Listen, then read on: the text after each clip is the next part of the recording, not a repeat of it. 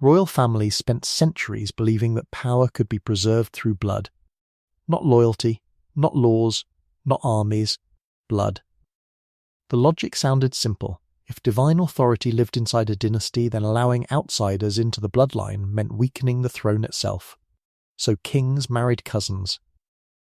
Queens married nephews.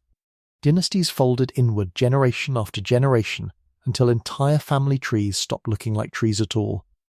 And at first it worked. Empires expanded, gold flowed, palaces grew.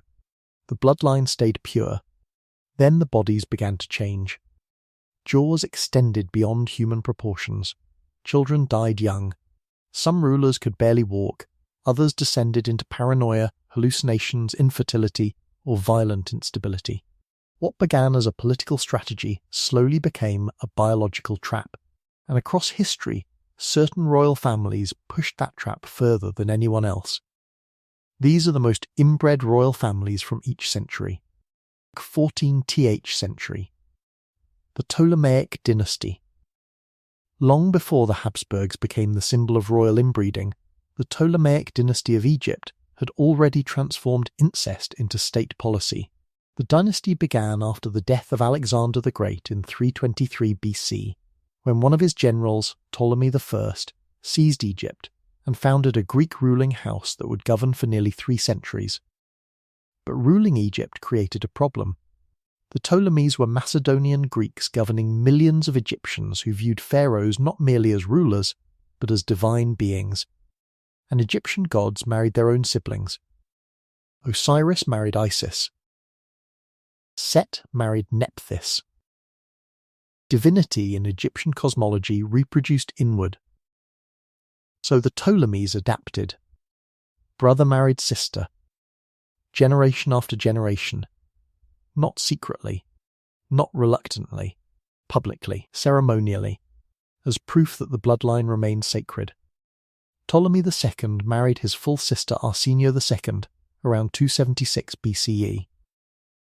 The marriage shocked much of the Greek world, but inside Egypt it strengthened the dynasty's divine legitimacy.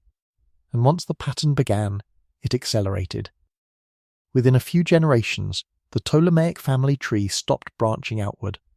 The same names began appearing repeatedly in multiple ancestral positions.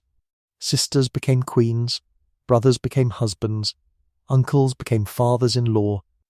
Dynastic politics turned into genetic recursion. The most famous result of that system was Cleopatra VII. Popular culture remembers Cleopatra as seductive and politically brilliant. And she was. She spoke multiple languages, negotiated directly with Julius Caesar and Mark Antony, and nearly preserved Egyptian independence against the expanding Roman Empire. But genetically, she emerged from nearly 250 years of repeated dynastic compression. Her father, Ptolemy VI, was himself the product of generations of sibling marriage. Her mother's identity remains uncertain, but historians strongly suspect she was a close relative within the same bloodline. And Cleopatra continued the tradition. She married both of her younger brothers in succession. Ptolemy VI. Then Ptolemy VI. The marriages were political, but the symbolism mattered more than the biology. The dynasty had become addicted to preserving itself. What makes the Ptolemies fascinating is that the damage was not always physically obvious. Some family members appeared healthy, others displayed instability, paranoia, violent behaviour, or sudden collapse. That is how inbreeding actually works. A high concentration of shared genes does not guarantee visible deformity. It increases the probability that hidden recessive mutations will eventually collide, and over centuries they usually do. The dynasty became increasingly unstable. Murders within the royal family became routine.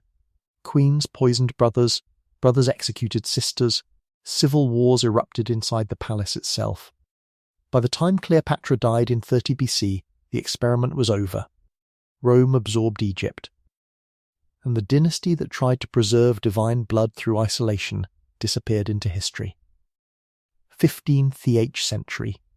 The Trastamara dynasty. If the Ptolemies normalized sibling marriage, the Trastamara dynasty of Spain normalized something more subtle and ultimately more dangerous. Cousin marriage as statecraft. The Tristamaras ruled Castile and Aragon during the late Middle Ages and became one of the most powerful royal houses in Europe.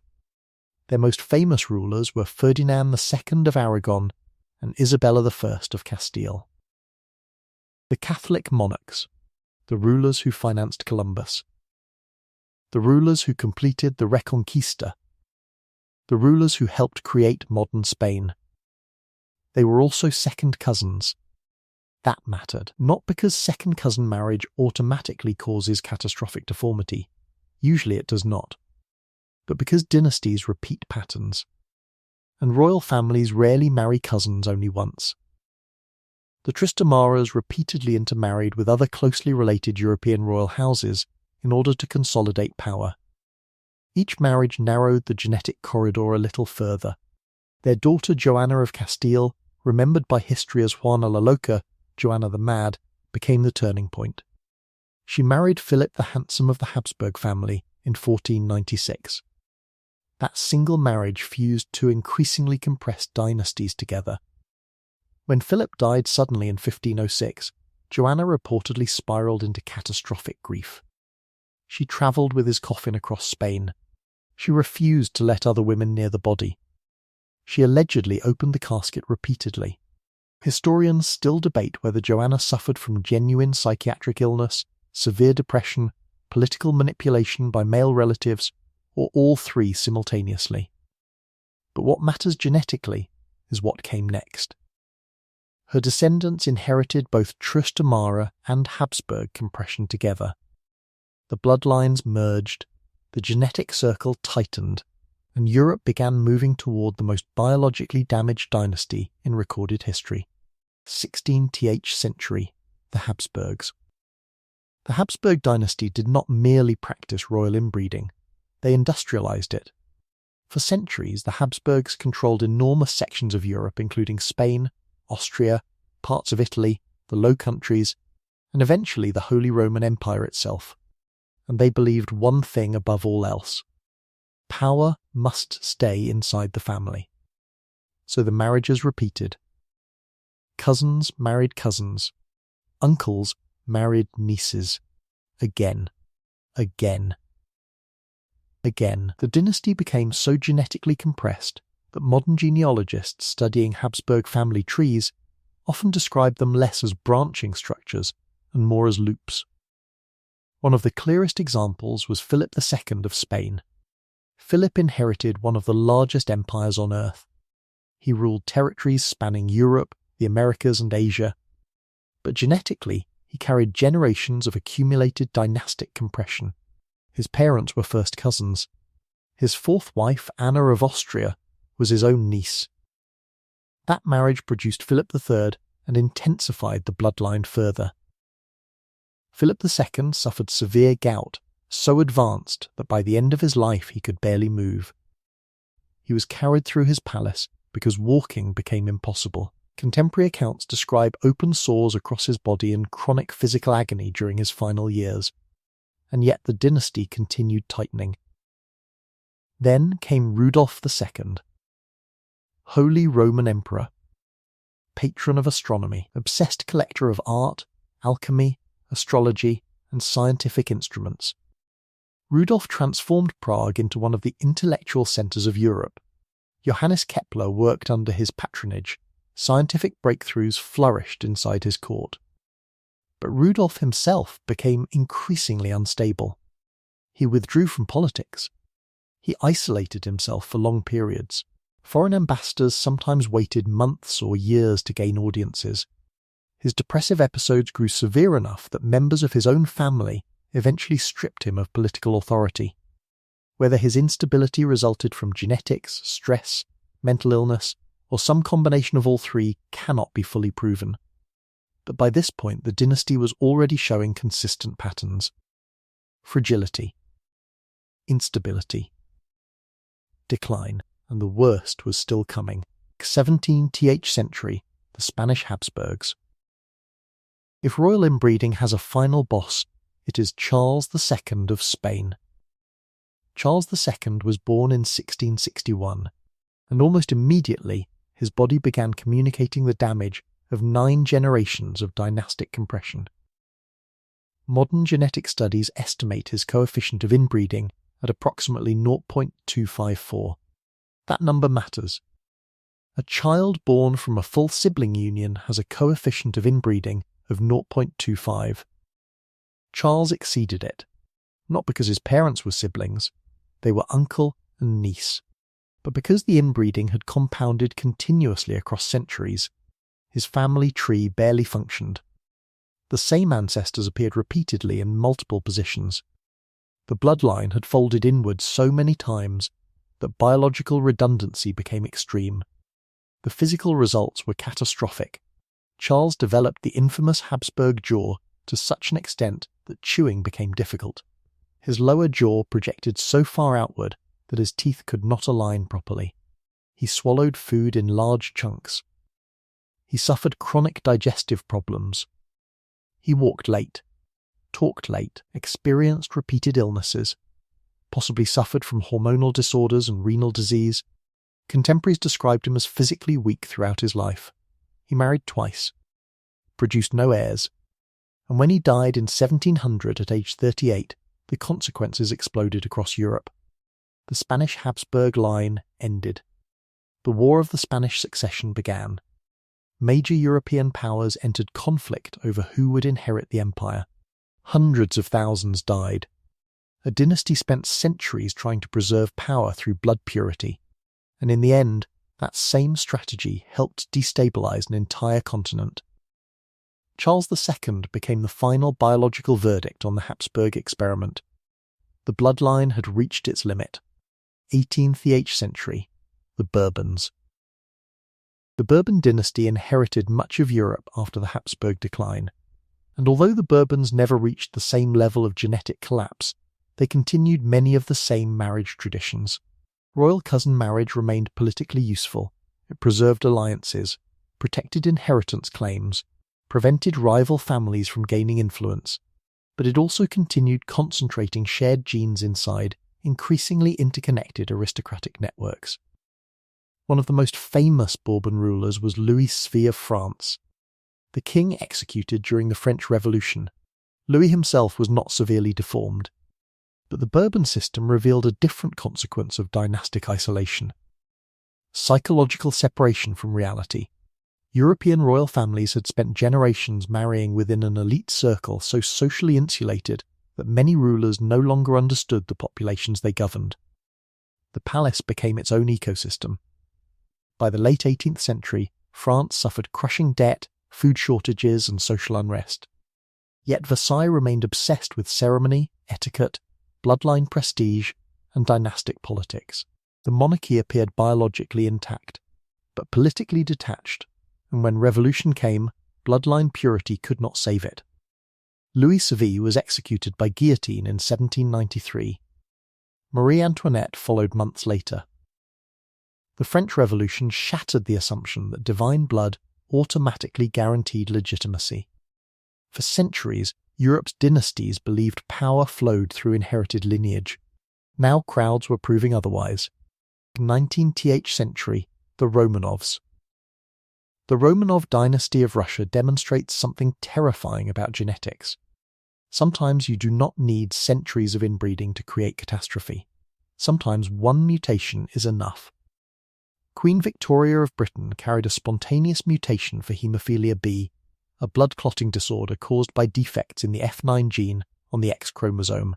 She then married her children and grandchildren across Europe's royal houses.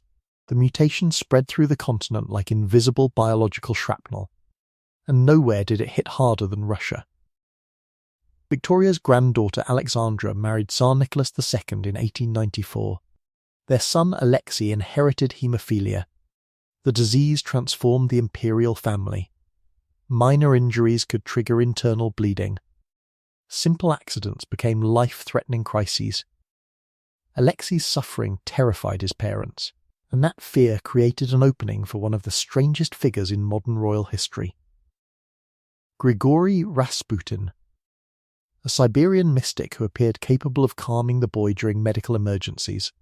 Whether through hypnosis, emotional regulation, or coincidence, Rasputin gained extraordinary influence over the royal family. Russian aristocrats despised him.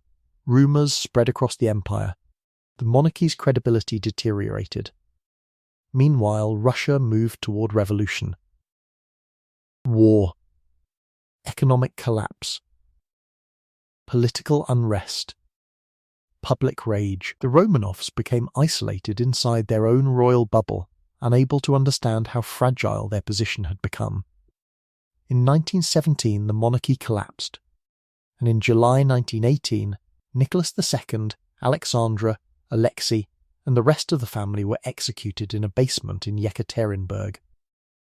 A single genetic mutation travelling through Europe's interconnected royal network had helped destabilize one of the largest empires on Earth, 20th century, the modern monarchies. By the 20th century, royal families had finally begun learning the lesson biology had been trying to teach them for centuries. The old system was unsustainable. The British monarchy slowly abandoned strict dynastic marriage rules. European royals increasingly married outsiders. Genetic openness replaced bloodline isolation. And the difference became visible. Modern monarchies still face scandals, still face political crises, still face public scrutiny. But the era of extreme dynastic compression largely ended, because science finally explained what centuries of royal suffering had already demonstrated. Genetics does not care about divine right. It does not care about crowns, or titles, or ancient bloodlines. A recessive mutation does not become less dangerous because a palace surrounds it. If anything, isolation makes the danger worse. And across history, royal families repeatedly confused purity with strength, when in reality biological diversity was strength. The Ottoman dynasty understood this earlier than most European monarchies. Rather than relying primarily on cousin marriage, Ottoman sultans often took consorts from vastly different ethnic and geographic backgrounds. The result was one of the longest-lasting dynasties in world history. Meanwhile, Europe's most genetically isolated houses repeatedly produced instability, infertility, deformity, and collapse. The contrast is difficult to ignore. Conclusion. Royal inbreeding was never just about romance or tradition. It was about control. Control of land, control of succession, control of legitimacy, control of power itself. Dynasties believed that sealing bloodlines would preserve their empires forever. Instead, many slowly trapped themselves inside shrinking genetic corridors. The consequences appeared gradually. Then, suddenly, a jaw too large to close, a child too weak to survive, a king too unstable to rule. An heir incapable of producing heirs, a dynasty collapsing under the biological weight of its own strategy. And perhaps the strangest part is this. Most of these families genuinely believed they were protecting themselves. The Habsburgs thought they were preserving Europe's greatest empire. The Ptolemies thought they were preserving divine blood. The Romanovs thought they were preserving dynastic stability. But genetics keeps its own records. It remembers every repeated marriage, every narrowed bloodline, every hidden mutation waiting for the right combination to emerge. And eventually, history collects the debt. Because power can be inherited, but biology cannot be negotiated with. If you want to see more dark histories hidden behind the world's most powerful dynasties, click the next video on screen.